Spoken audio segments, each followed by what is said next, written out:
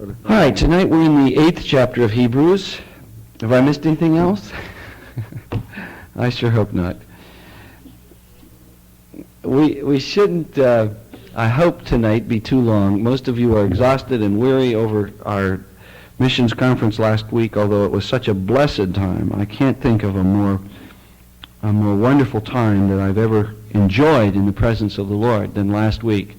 Wednesday and Thursday night were certainly highlights, but every night there was a building sense of God's presence, and we rejoice in that. The 13 verses of Hebrews chapter 8 is a short section, but it's a dynamic section.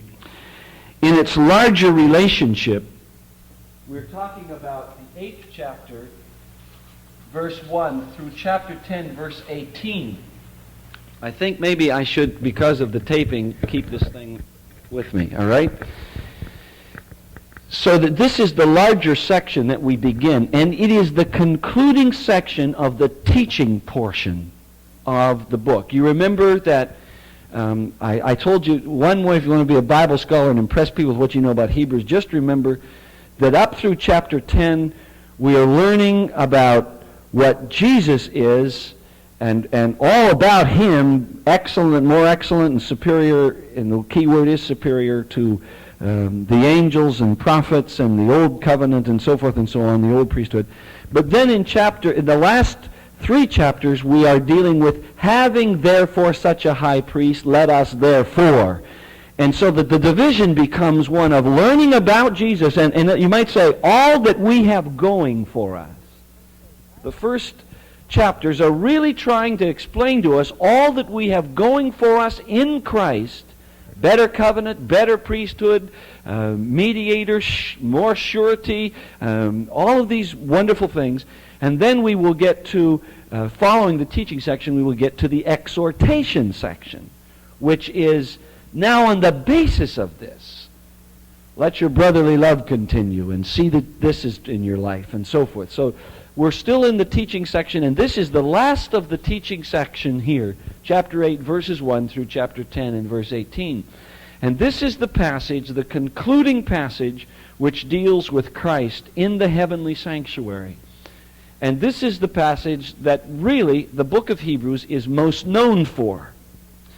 Because this is the passage that not only is most often quoted, but it's the passage which is a grand octave in the Holy Spirit from the Old Testament. And it is the passage that takes the tabernacle of the Old Testament and the priesthood of the Old Testament and the sacrifices of the Old Testament and reveals them as they are summed up in Christ. So there are 3 basic concepts that we deal with in these passages in this chapter 8, 1 through 10:18. One is the concept of the atoning sacrifice, and we will be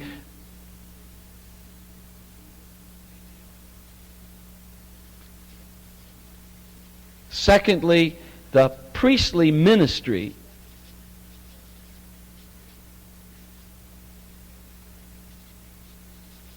And thirdly, the actual concept that comes to us of the heavenly sanctuary. So these are 3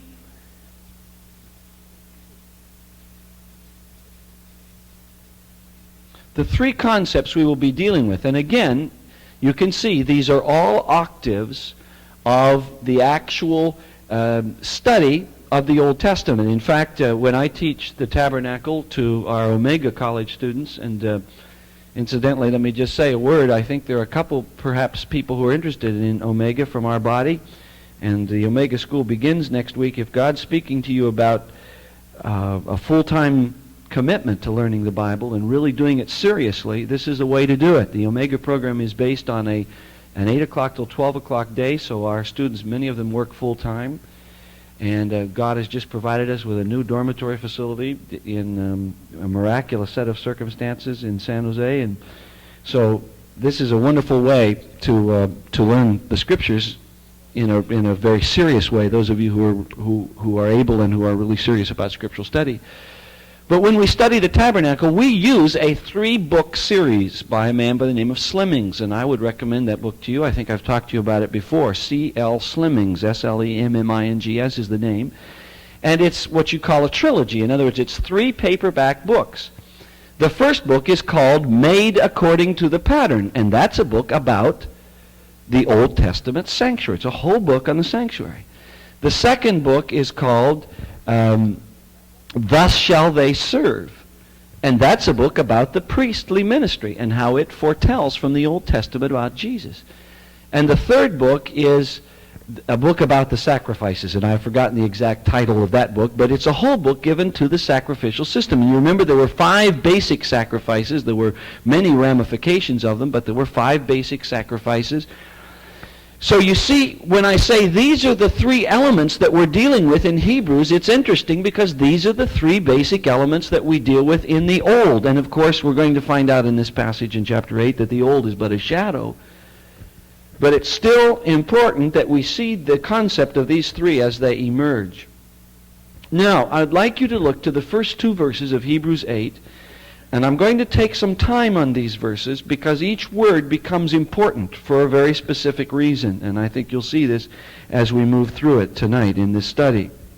First of all, let me read it for you, beginning in verse 8. Now, in the things which we are saying, the chief point is this: we have such a high priest who sat down on the right hand of the throne of the majesty in heavens, a minister of the sanctuary and of the true tabernacle, which the Lord pitched, and not man. Now, I want you to look with me to these words a moment. I very rarely take this much time on a single verse, and we may be on this single verse in its ramifications all evening, because it sets the tone for this whole passage. First of all, notice, and you must notice this, I'm sure you noticed it as we went. Here is the writer saying, now the sum of the whole thing is this. The chief point is this. Now, not all writers and not all speakers are honest about that kind of thing. You know, some are like the minister's notes I saw. In fact, this is not untrue. I was about a 12-year-old boy, and we had an evangelist in our pulpit, and he left his sermon notes on the pulpit one day. It happened to be, of course, I think I've already told you, our house was right in the church. We lived in the church. You just walked through the door into our living room from the platform of the church. And so I was out. I always had responsibilities. In fact, we were never able to afford a piano, so I could only take piano lessons in the summer because they wouldn't heat the church for me to practice during the winter. So you know anything about Pennsylvania winters. And so I used to go in the church and practice the piano and so forth. And going by, I saw these notes and I looked at them. And to my shock, here in the notes at one point it said, cry at this point. And later on it said, shout. You know. And as someone else said once, they saw a minister's notes and it said, logic at this point is weak. Shout loudly. Well, not all people are honest.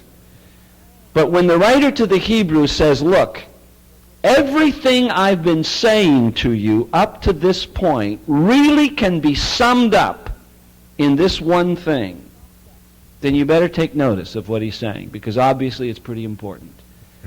And what he says is, the whole point of this explanation to you Hebrews who are about ready to go back or to try to compromise the strength and faith of the Christian message, the whole point of this is that you know the priesthood of Jesus Christ and the superiority of his ministry on behalf of us in the heavens. So that he zeroes in on, this isn't a Bible teacher who's doing this, and this isn't someone who's looking at it at a later point. This is the writer to the Hebrews himself who says, we are now dealing with the chief sum of the entire message that I'm giving to you about Jesus Christ and about the truth and strength of the gospel. And that's a pretty important thing.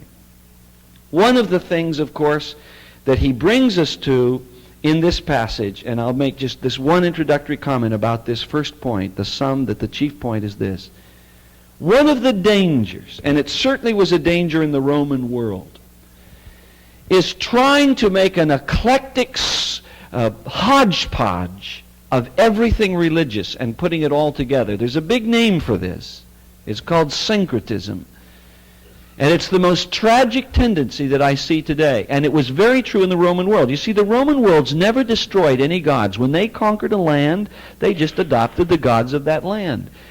And as a result, the whole Roman approach was that wherever they went, they just combined religions.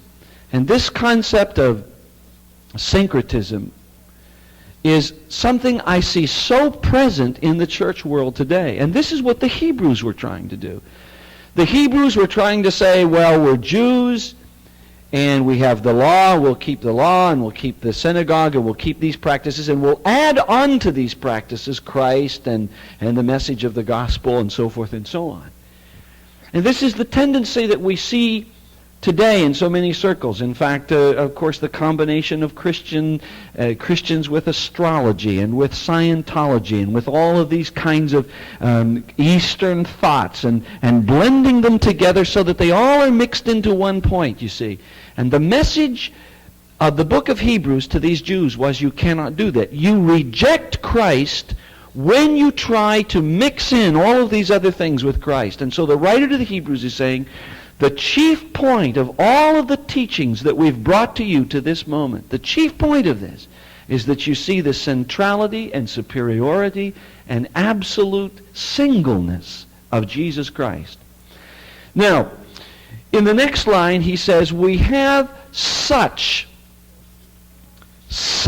a high priest. And that's a very interesting phrase, and I want to just pause on that a moment. We have such a high priest. It's an exclamatory word.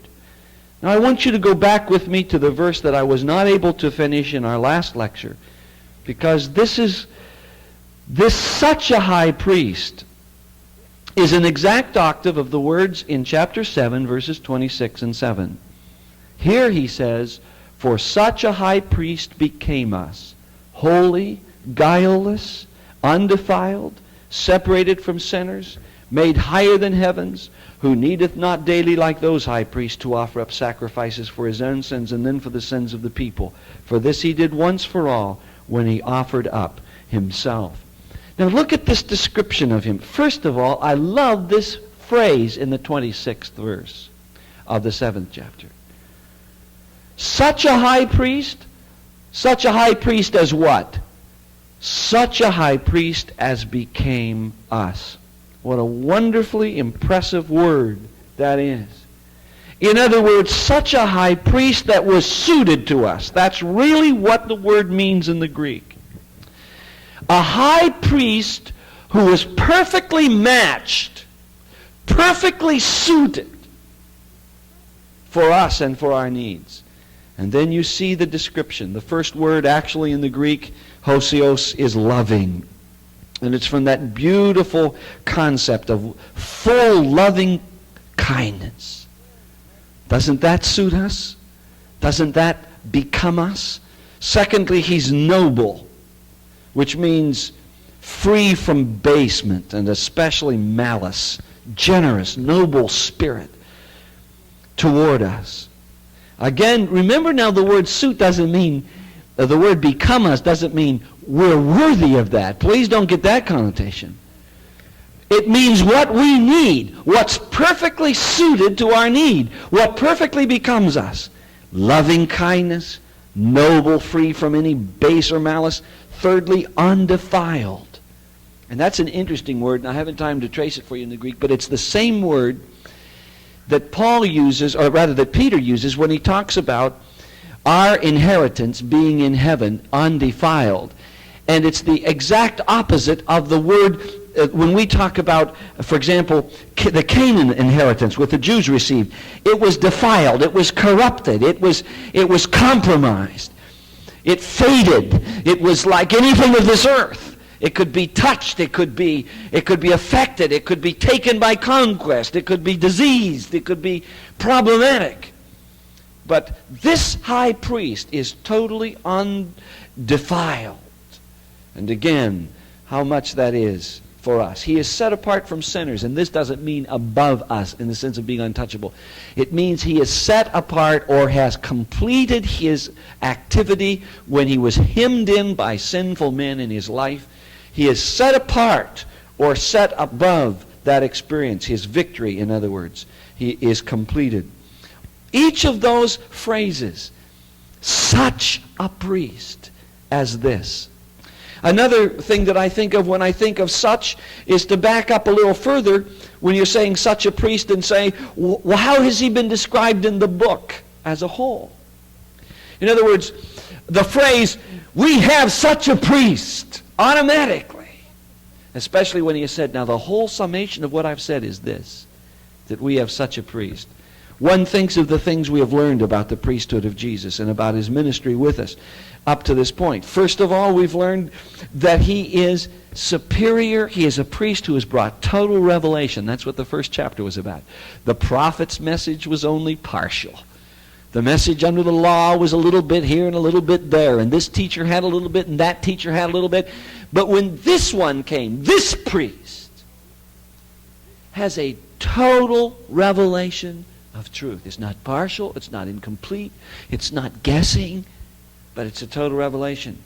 And then, of course, we learned in the second chapter, such refers to the fact that all the creation is put under this Christ. Who he is in reference to all the created life. And then in chapter 3 and 4, he is a priest who mediates because he's been reconciled, or he has reconciled us to the Father, and he's touched with the feelings of our infirmities. In chapter 5, he's the perfect sympathizer with everything that touches us. And chapter 6, he is himself, in his own person, the great high priest. And chapter 7, the order of Melchizedek. Those are like little pictures that we've learned about him. We have such a priest, such a high priest. The next phrase says, he sat down on the right hand of the majesty. Now this is a very important theme. I've already told you several times, no priest ever, any time, under history, under any provision of the law, ever sat down. Because the priest was never finished. In fact, if people would say to me, what is the one picture of the priesthood in the book of Hebrews that's superior to any other? And, I've just told you, look at the pictures. Superior because in him the revelation is complete. Superior because in him he totally sympathizes with us. And he's totally adequate. And he's a complete mediator. And he's perfect. And he's eternal. And he doesn't have to make sacrifices over and over again. What's the picture that's the most important for the book of Hebrews? No question in my mind. It's summed up in these two words, sat down. Because that's the phrase that makes the contrast more visible to us than anything else. A priest never sat down before. Why? Because his job was never finished. There was never an end to sacrifice. There was never a complete sacrifice. You made one trespass offering and you had to start with another. You made one burnt offering and then you had to make another offering of some vow or thanksgiving. And the priest, there were no chairs in the tabernacle, my friend. If that picture alone is in your mind, it sums up everything else. The completion of Christ's ministry. 3 times in this book it says, he sat down. He sat down. Why? He could sit down because there were no more sacrifices to be made. There was not another offering. There was not another need. There was not more blood to be spilt. There was not waiting until some panicked Christian or some panicked sinner runs to the gate of the tabernacle and says, oh, but what I've done today. And you have to run and get another lamb.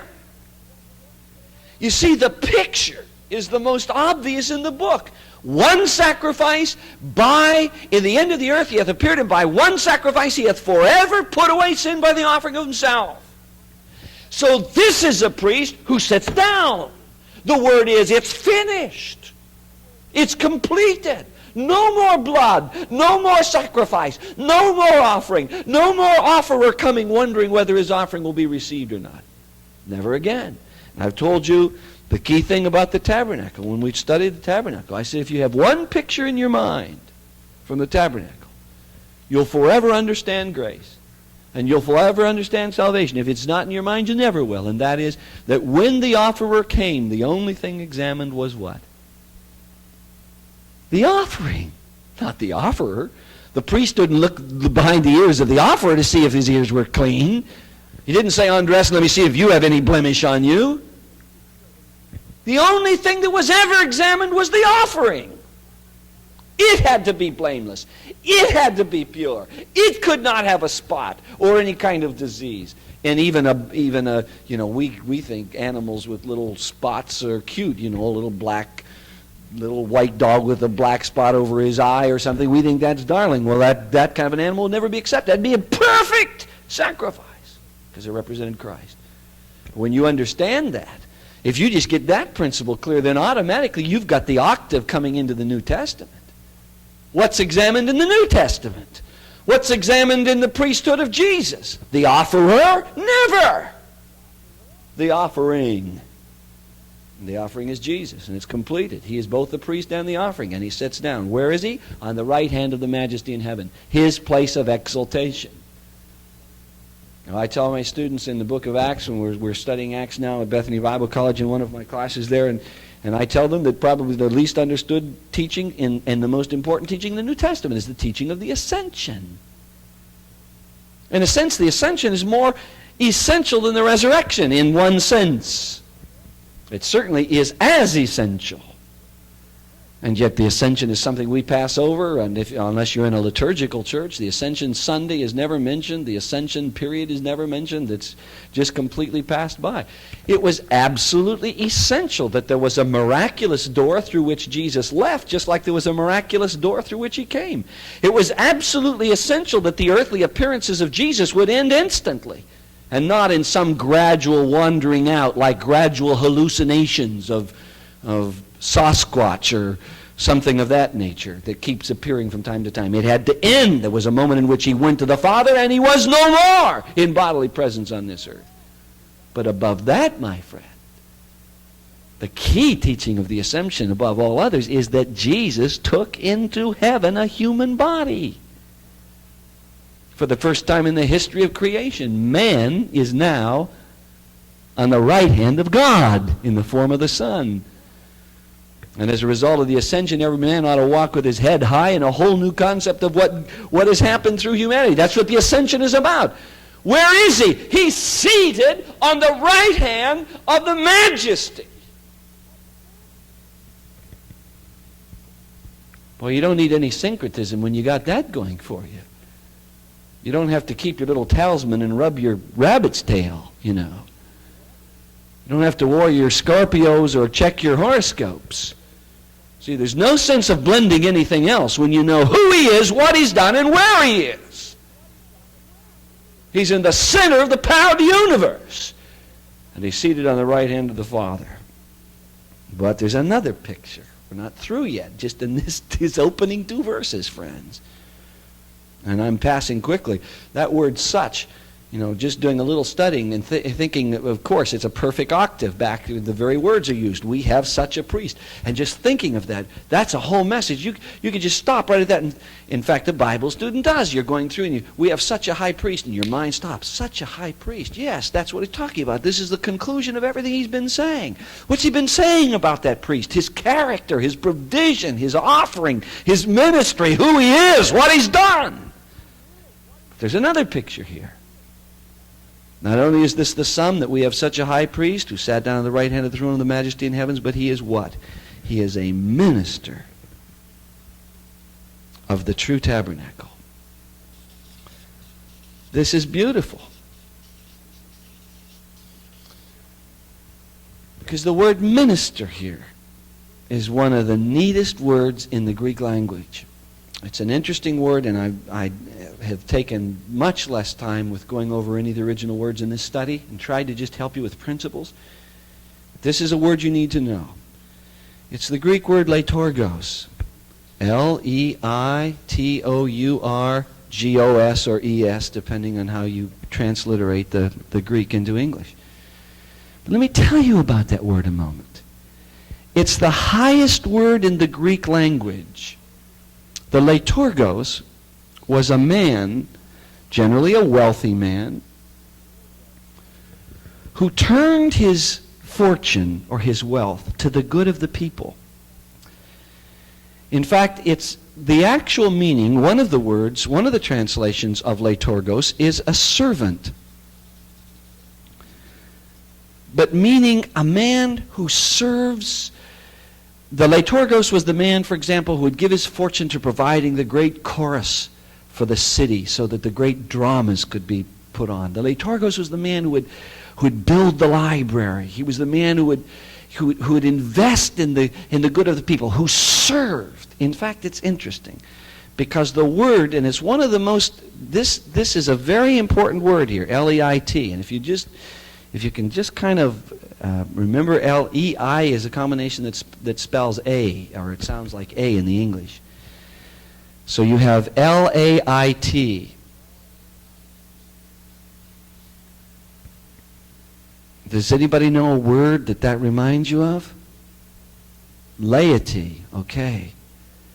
You see, the word late means the people. Its general combination means the masses, the people in general, humanity. And this particular form is a possessive form of the Greek, which means belonging to the people. The last part of the word, the orgos, as it comes out, is from the word ergo, or to work. So what is Jesus? He is one who works in a manner belonging to the people. He ministers on behalf of the people. You see, it's a very specific phrase. Ministry is a word that for most of us, we would see the word minister here and it would, we think of preachers and churches and all that kind of thing. No, that's not what he's saying at all. He is one who belongs to the people and whose contact is with the people and who goes forth to work on behalf of the people. And his work on behalf of the people, and this is the fourth thing out of these two verses, is in the true tabernacle. And he says it this way, that true tabernacle which the Lord pitched and not man. Now we're going to have to do a lot of studying in the next couple chapters, and I don't mean we're going to get into detail that will bore you, but we are going to have to remind ourselves clearly of what we have studied in the past concerning the tabernacle. And let's establish something about that tabernacle. This is we call it the Mosaic tabernacle. Some people call it the tabernacle in the wilderness. It's the tabernacle that God had Moses build in the wilderness. But remember this, and this is something that I'm amazed that even Bible teachers who seem to completely ignore this. For example, I hear constantly among even my colleagues that teaching the tabernacle is an irrelevant thing, an unimportant thing. But what God said specifically to Moses was, number one, he said, Moses, you must, this is in Exodus chapter 25, he said, you must make this according to the pattern which I showed you in the mount. Now, what did God show Moses in the mount? He showed him a copy of that which was in heaven. So that what we have here in the wilderness, the Mosaic tabernacle, is a copy of a copy. But the original copy was made by some heavenly architect, probably the Spirit himself, so I'm sure it was a pretty neat piece of art. The one that Moses saw in the mountain.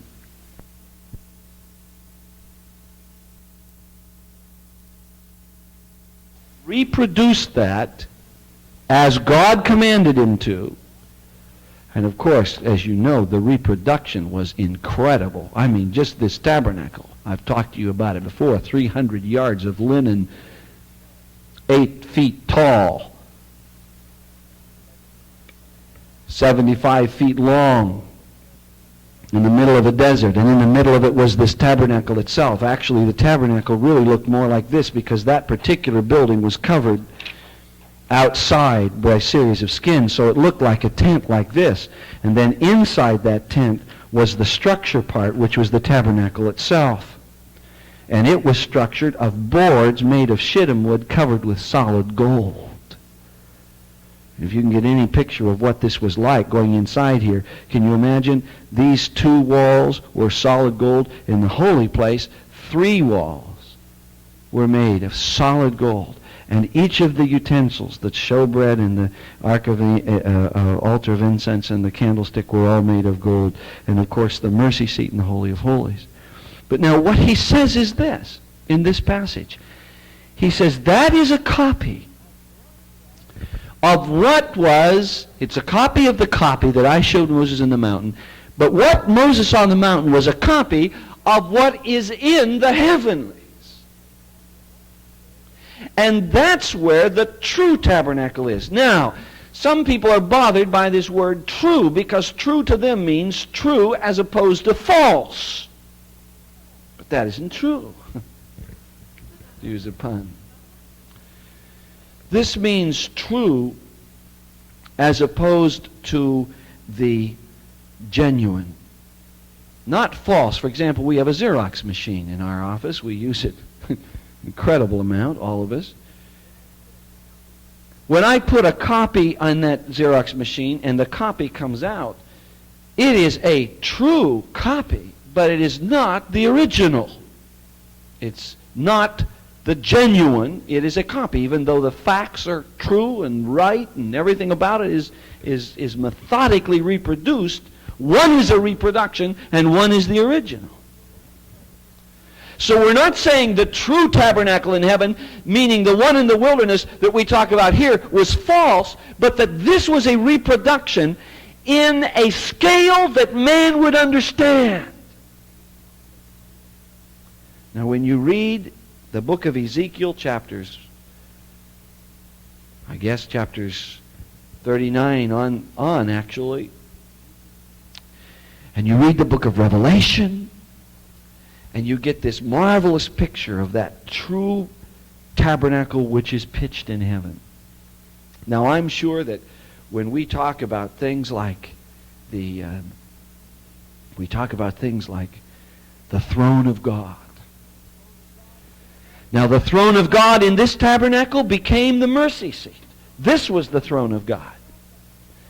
Now nobody believes God dwelt in that place. That's where he was all the time. That's not what he was trying to tell Moses. He was trying to demonstrate for Moses and the people a manner in which he could illustrate his presence among them and the holiness and austerity of that presence and the necessity of the blood atonement for their sins and the necessity that if they were to be in fellowship with him, it had to be on the basis of an order and of sacrifice and of understanding who they were as well as understanding who he was and so forth. But when Christ came, the veil was eliminated. And all of that partial photographic view was gone. No, I always think there's something kind of tragic about making love to photographs. Never could get into that. I don't know if that says something about my masculinity or not. I never could get into being very inspired by a photograph, no matter how big it was. And all the colleges I've gone to, of course, all my roommates had beautiful photographs, which will go unmentionable at this point. One of my roommates had, in fact, he must have had custom made because I'd never seen it before, that kind of thing before. But it was the full door going into his room that was covered with this huge picture. But somehow that never communicated to me. Because I'd rather hold a real girl's hand than look at Brigitte Bardot in a photograph. And yet here is the thing that is being said about Jesus' ministry. And we're going to have to look at that, because what we see in the Bible about the true in heaven is just photographically reproduced in the tabernacle, and yet that helps us understand. We talk about the throne of God, the sea of glass, all of the descriptions of the surrounding elements, the candelabra, the candlestick, the lampstand, all the things that we see in that old covenant teaching are just like kind of reproductions on our level to help us understand heavenly divine principles. But here he wants us to understand that this such a high priest as we have has sat down on the right hand of the throne of majesty, and he has become the minister of the true tabernacle. And when we come back to this next session, we will begin first of all with these three things. We will review this slight view of his priesthood, and then we get immediately into the new covenant, because that's the principle. The old tabernacle was based on the covenant. It was the covenant that told them what sacrifices to make, how to make them, when to do it. So the priesthood of Jesus has as its foundation a new covenant. But the covenant changes the whole ball game. The old covenant was blood sacrifice, do this, if you do this, I'll do that, if you keep this, I'll do so and so, if you. There is no subjunctive ever under the new covenant. Ever. There's no if. That's why the new covenant's a success. I'll guarantee you, my friend, if there's an if in anything, you're gonna take the if. You're gonna be the if. If there's a question mark in anything, you'd be it. I would be it. If there's any way to miss it, we'll miss it. If there's a condition, we'll fail it. And there is no condition in the new covenant. None.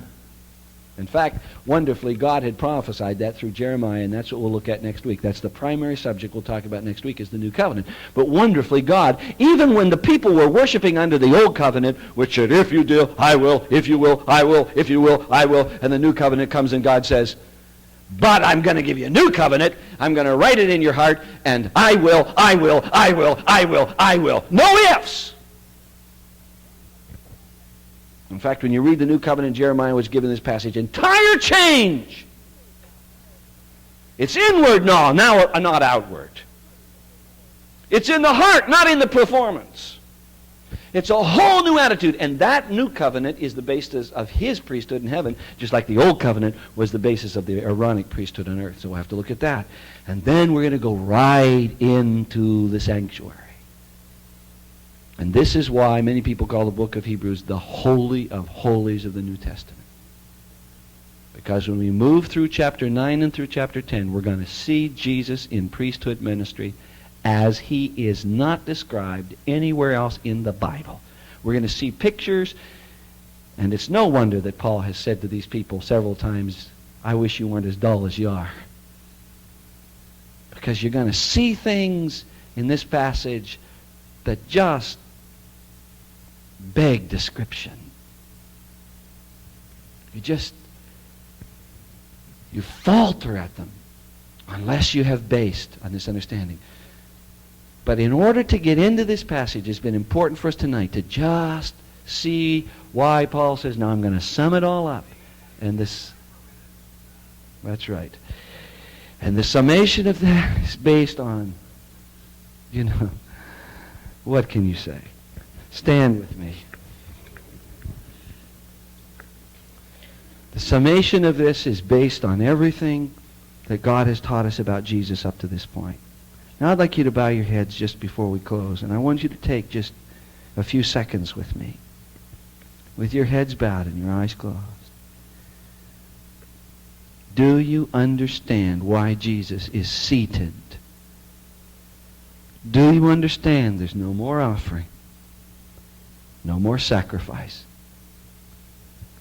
He's able to sit because it's finished, totally and completely. Secondly, do you understand his character? Have you gotten some photographs